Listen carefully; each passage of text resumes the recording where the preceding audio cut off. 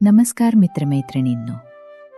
मागील भागात आपण पाहिलं, कॅथरीनने संमोहन अवस्थेत तिच्या आणखी 2 पूर्वजन्मांचे अनुभव सांगितले. एका जन्मात समाजापासून दूर टाकलेली, अंधाऱ्या गुहेत मृत्यूची वाट पाहणारी एक स्त्री आणि दुसऱ्या जन्मात प्राचीन ग्रीक संस्कृतीत जगणारी, मातृत्व अनुभवणारी एक साधी स्त्री. या दोन्ही जन्मांमधून एक गोष्ट स्पष्ट होत होती. आपल्या अनेक भीती, वेदना आणि भावनिक जखमांची मुळे कदाचित आपल्या सध्याच्या आयुष्यापेक्षा खूप खोलवर दडलेली असू शकतात. पण या अनुभवांमुळे सर्वाधिक अस्वस्थ झाले होते स्वतः डॉक्टर वाईस.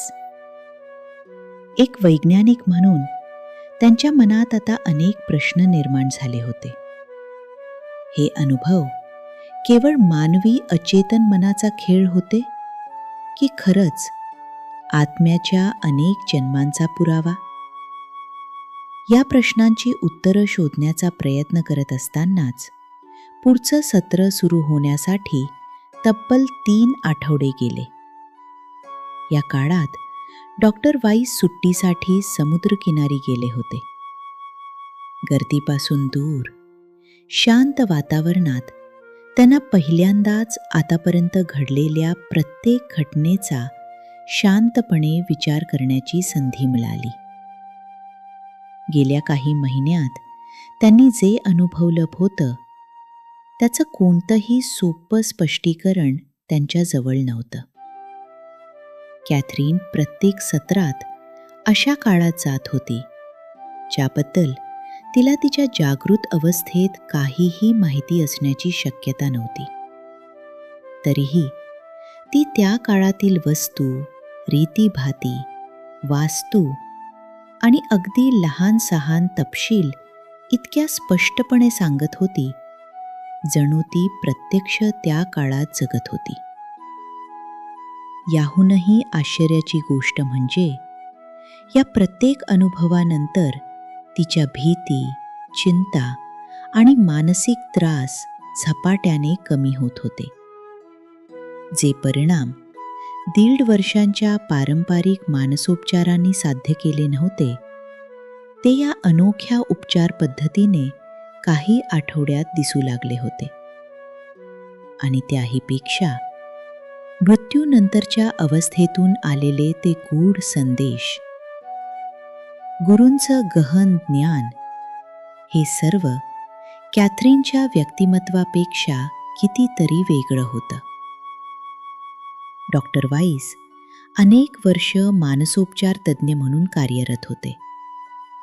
तरी शेकडो नव्हे तर हजारो रुग्णांवर उपचार केले होते.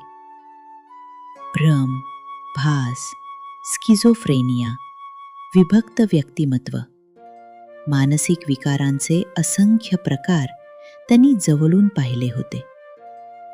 पण कॅथरीनमध्ये यापैकी एकही लक्षण नव्हतं. ती वास्तवापासून दूर गेलेली नव्हती. ती कोणत्याही औषधांच्या प्रभावाखाली नव्हती. आणि तिच्या अनुभवांमध्ये मानसिक आजाराची कोणतीही चिन्ह दिसत नव्हती. मग हे नेमकं काय होतं? डॉक्टर वाईस यांनी अनेक शक्यता तपासल्या. हे तिच्या अचेतन मनाचं कार्य असू शकतं का?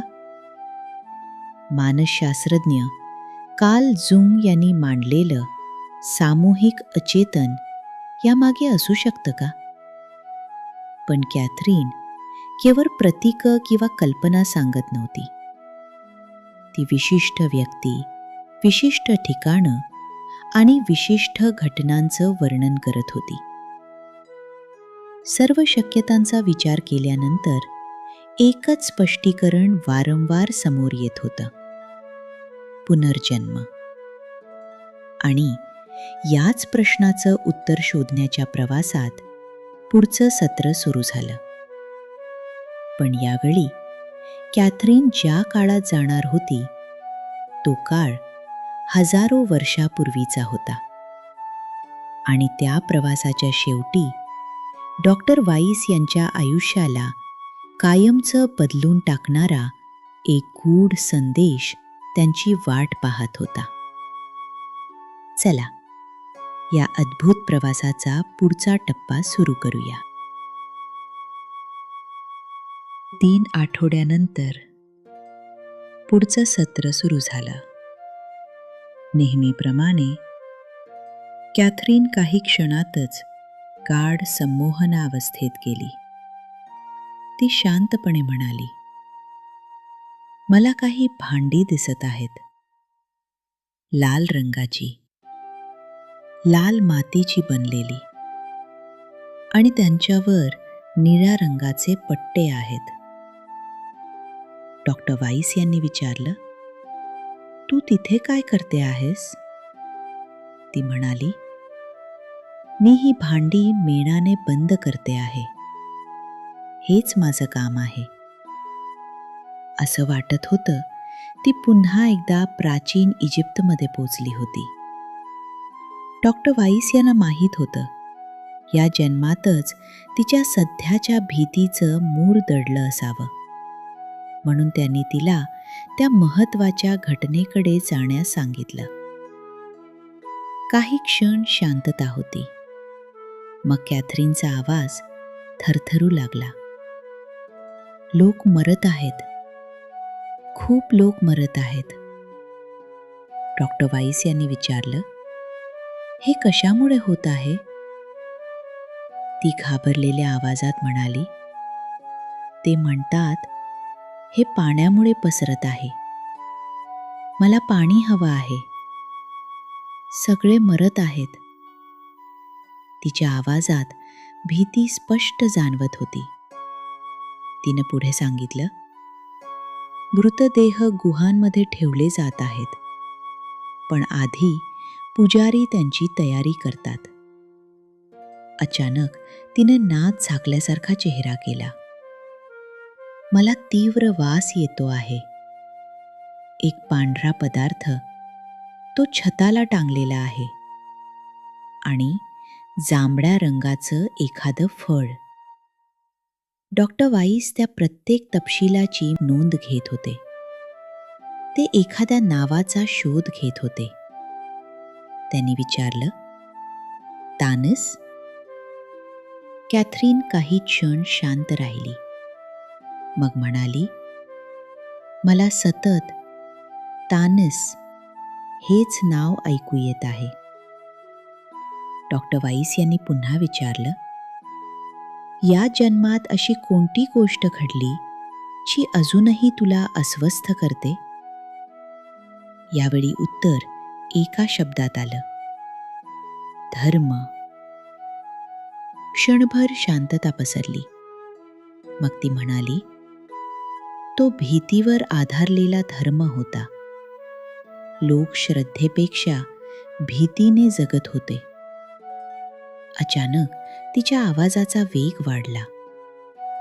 मला डोळे दिसत आहेत, काळ्या रंगाची एक आकृती, कोल्ह्यासारखं किंवा जॅकलसारखं मुख असलेली. ती एखाद्या मूर्तीसारखी उभी आहे. जणू ती एखाद्या पवित्र स्थानाची रखवालदार आहे. डॉक्टर वाईस शांतपणे तिचा प्रत्येक शब्द टिपत होते. काही क्षणांनी कॅथरीन पुन्हा बोलू लागली, मला एक स्त्री दिसते आहे. तिच्या डोक्यावर सुंदर अलंकार आहे. ती एखादी देवी असावी. डॉक्टर वाईस यांनी विचारलं, तुला तिचं नाव माहीत आहे का? कॅथरीन काही क्षण थांबली. ओसिरिस की सायरस असंच काहीतरी. त्यानंतर ती अचानक म्हणाली, मला एक दोरा दिसतो आहे, फक्त एकच डोळा, सोन्याच्या साखरेमध्ये लटकलेला. डोळा? डॉक्टर वाईस यांनी आश्चर्याने विचारलं. हो. अचानक तिच्या आवाजात तीव्रता आली. हॅथॉर कोण आहे? डॉक्टर वाईस क्षणभर गोंधळले. काय म्हणालीस? हॅथॉर. हॅथॉर कोण आहे? डॉक्टर वाईस यांना त्या क्षणी त्या नावाची कोणतीही ओळख नव्हती. मात्र ओसिरिस हे नाव त्यांनी इजिप्तच्या प्राचीन देवतांपैकी एक म्हणून ऐकलं होतं. त्यांनी सावधपणे विचारलं, ती एखादी देवता आहे का? कॅथरीन पुन्हा हळू आवाजात म्हणाली, हॅथॉर. त्यानंतर बराच वेळ शांतता पसरली. मग ती कुजबुजली. एक पक्षी, तो अगदी सपाट पंख पसरून उडतो आहे, फिनिक्स सारखा. आणि पुन्हा एकदा ती पूर्ण शांत झाली. डॉक्टर वाईस यांच्या मनात मात्र प्रश्नांची गर्दी झाली होती. कॅथरीनने उच्चारलेली ही नावं आणि प्रतीकं तिच्या कल्पनेचा भाग होती, की ती खरोखरच एखाद्या अतिप्राचीन संस्कृतीच्या स्मृतींना स्पर्श करत होती? या प्रश्नाचं उत्तर त्यांना पुढील संशोधनात मिळणार होतं. डॉक्टर वाईस यांनी तिला त्या जन्माच्या शेवटच्या दिवसाकडे नेलं. काही क्षणांनी ती शांत झाली. मला आता माझं शरीर दिसत नाही. सगळीकडे अंधार आहे. काही क्षण थांबून ती हळू आवाजात म्हणाली, आता एक उबदार प्रकाश दिसतो आहे. डॉक्टर वाईस यांनी विचारलं, त्या जन्मातून तू काय शिकलीस? तेवढ्यात पुन्हा एकदा तोच परिचित बदल झाला. कॅथरीनचा आवाज पूर्णपणे बदलला. जणू कुणीतरी दुसरंच बोलत होतं. गंभीर, स्थिर आणि विलक्षण शांत आवाज ऐकू आला. धैर्य आणि योग्य वेळ. प्रत्येक गोष्ट तिच्या योग्य वेळीच घडते. जीवनाला घाई करता येत नाही, कारण जीवन अनंत आहे. आत्मा कधीच मरत नाही आणि तो कधीच खऱ्या अर्थाने जन्मतही नाही. तो फक्त वेगवेगळ्या टप्प्यातून प्रवास करत राहतो. म्हणून शेवट असं काही नसतंच. काही क्षणांनी तो आवाज पुन्हा म्हणाला, माणूस वेळ वर्षांनी मोजतो, पण आत्मा वेळ धड्यांनी मोजतो. तुम्ही किती वर्ष जगलात यापेक्षा तुम्ही काय शिकलात हे अधिक महत्त्वाचं असतं. इतकं बोलून ती गूढ उपस्थिती नाहीशी झाली. कॅथरीनचा नेहमीचा आवाज परत आला. ती शांतपणे म्हणाली, ते गेले. आता मला काहीही ऐकू येत नाही. आणि त्या दिवसाचं सत्र तिथेच संपलं. पण डॉक्टर वाईस यांच्या आयुष्यात आणखी एका मोठ्या प्रश्नाची सुरुवात झाली होती. मित्रमैत्रिणींनो, या भागात आपण पाहिलं डॉक्टर वाईस यांचा वैज्ञानिक दृष्टिकोन, कॅथरीनचा प्राचीन काळातील आणखी एक विलक्षण प्रवास आणि गुरूंनी दिलेला एक अत्यंत महत्त्वाचा संदेश. आत्मा वेळ वर्षांनी नव्हे तर शिकलेल्या धड्यांनी मोजतो. पण हा प्रवास अजून संपलेला नाही, कारण पुढील भागात कॅथरीनच्या माध्यमातून आणखी काही गूढ अनुभव समोर येतील, जे डॉक्टर वाईस यांच्या संशोधनालाच नव्हे तर जीवन, मृत्यू आणि आत्म्याविषयीच्या आपल्या समजुतीलाही एका नव्या वळणावर नेतील. मित्रमैत्रिणींनो, या मालिकेत मांडलेले अनुभव, संवाद आणि विचार हे एका विशिष्ट आध्यात्मिक अनुभवाच्या कथनावर आधारित आहेत.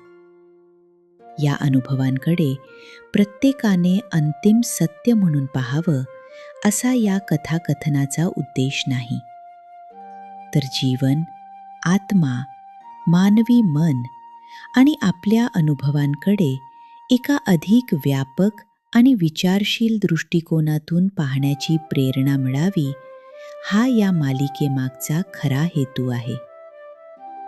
जर हा भाग तुम्हाला आवडला असेल तर व्हिडिओला लाईक करा, चॅनलला सबस्क्राईब करा आणि बेल आयकॉन नक्की दाबा, जेणेकरून या मालिकेतील पुढील भाग तुम्हाला सर्वप्रथम पाहता येतील. पुढील भागामध्ये या अद्भुत प्रवासातील आणखी काही रहस्यांचा उलगडा आपण एकत्र अनुभवू. तोपर्यंत स्वतःची काळजी घ्या, स्वतःच्या अंतर्मनाचं शांतपणे निरीक्षण करत राहा आणि लक्षात ठेवा, आत्म्याचा प्रवास कधीच थांबत नाही. तो फक्त नव्या धड्यांकडे पुढे जात राहतो. धन्यवाद.